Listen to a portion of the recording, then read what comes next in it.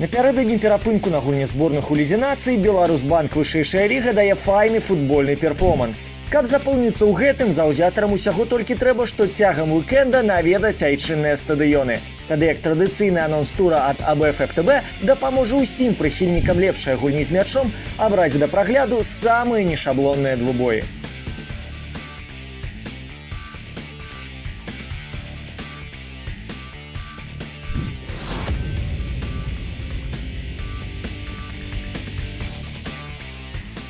У мінулым туры аўтазаводцы перамаглі Смалявічы і зайшлі з апошняга радка турнірнай табліцы.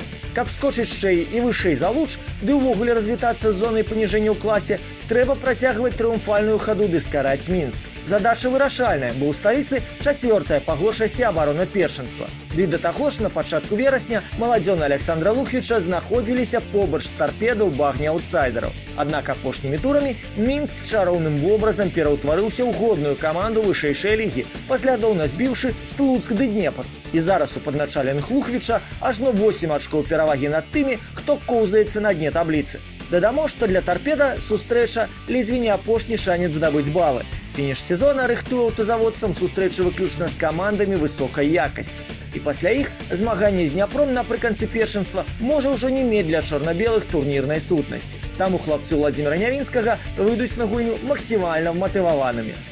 Моладзі Мінска ўласціва нестабільнасць, тады як чорна-белым тарпедаўцам пакуль не хапае ментальнай цвёрдасці, каб з пазіцыі эмоцый вырашаць справы на сваю карысць. Таму выніковая нічыя бачыцца справядлівым зыходам.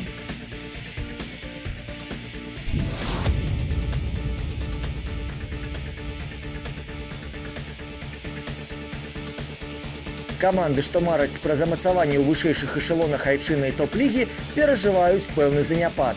Гаспадары ў 4 апошніх матчах саступілі тройчы. Пры гэтым запісалі на рахунак толькі 2 мячы, прычым абодва ў браму Смалявіч.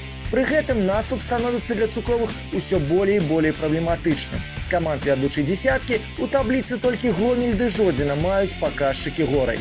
Віцебск 2 туры запар зыходзіць з поля пабітым.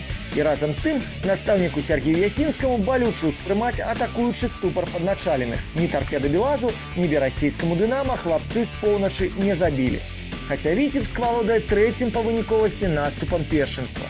З-за адзначаных складанасцей калектыў ужо не толькі пакінуў тройку лідараў, але і рызыкуе здаць пазіцыі адносна Дынама Брэста ды Немана. Прынамсі, патэнцыйная параза ад Слуцка наблізіць дружыну да такой катастрофы. Перамогай з аналагічным лікам скончылася сустрэча першага кола. Тады перамог Віцебск. Зараз жа таксама аддамо яму перавагу. Всё ж такі стылістыка гульні хлапцоў з поўначы больш прывабная, ды прыдатная да перамогі ў сустрэчы з калектывам, у якога абвастрыліся праблемы з абаронай. У апошніх 4 сустрэчах цукровыя прапусцілі ажно 7 мячоў, прычым далі адзначыцца нават сціплым Смалявічам ды Мінску.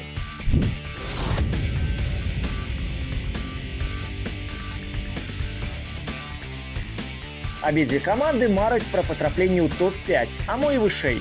Таму апошнімі тыднямі прыкладаюць максімум намаганняў, каб уварвацца ў пул лідараў. Гарадзенцы 3 туры запар перамагаюць на 0, прычым за гэты час адзначыліся ажно 10 разоў. Жодзінцы адказалі дуплетам вікторый, хай сабе больш сціплымі, але таксама сухімі. Пры гэтым у турнірнай табліцы апанентаў раздзяляе толькі бал на карысць Нёмана, што робіць сустрэчу яшчэ больш напружанай і прынцыповай. Цікава, што ў першым коле бакі таксама біліся на роўных, і толькі трапны стрэл Квашука схіліў шалі на бок каманды з вобласці. Украінца з лета ў абойме ўжо няма, але замест легіянера пачаў адзначацца айчынны форвард Расадкі. Яго гол прыгажу на мінулым туры дазволіў Ігору Кавалевічу зноўку з аптымізмам глядзець на лінію атакі. Жодзіна ж спадзяецца на Жана Марэля По з Кот-дзівуара, які ў мінулым туры правёў свой дэбютны гол на беларускіх землях. Шмат мячоў Жодзіна мы не пабачым, але агульнае напружанне двубоя гэта кампенсуе. Больш шчаслівым апынецца той, хто дазволіць сабе меней памылак. Як падаецца, прагматызм Олега Кумарова перадасца яго падначаленым і адаб'ецца на выніку.